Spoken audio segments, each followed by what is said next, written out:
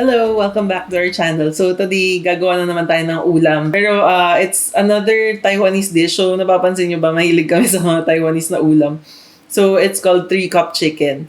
So gagawin natin to. Nagawa ko na to before. So i-share ko yung recipe na nasarapan ako. So let's go. Let's make some 3-cup chicken.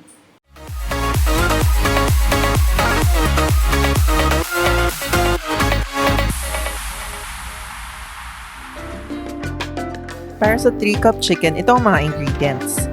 Cooking oil, sugar, soy sauce, preferably Chinese na soy sauce, shaoxing wine or rice wine, sesame oil, basil, ginger, garlic, and chicken.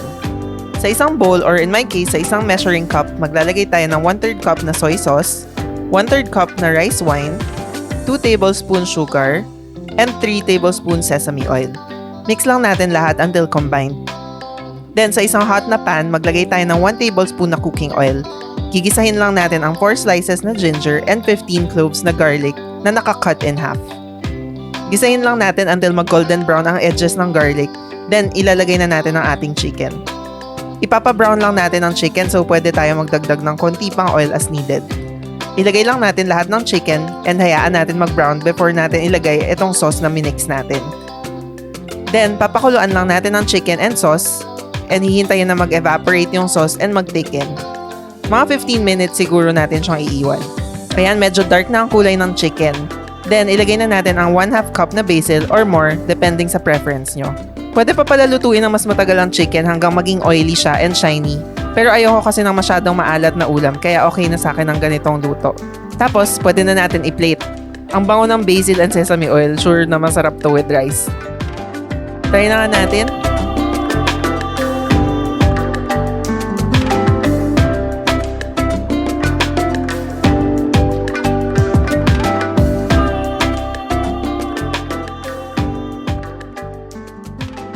Ayan, so ito na ang ating 3-cup chicken. So usually kinakain to with rice. So try na natin kung masarap. Ang sarap niya. Simple lang. So, mas masarap siya kung gagawing crispy ng konti yung skin.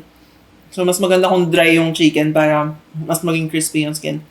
So, masarap siya. Nagpasarap talaga yung wine tsaka yung sesame oil for me. Hindi siya super alat. So, I guess yung alat niya magdedepend dun sa gagamitin yung soy sauce.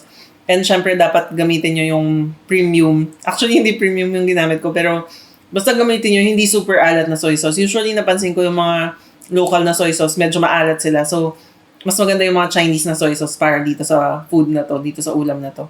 So, I hope na-enjoy nyo to and please let me know kung na-try nyo na rin gawin tong recipe na to. And if you like this video, please give it a thumbs up and please subscribe if you haven't done so. So, thank you for watching. See you sa next na video. Bye!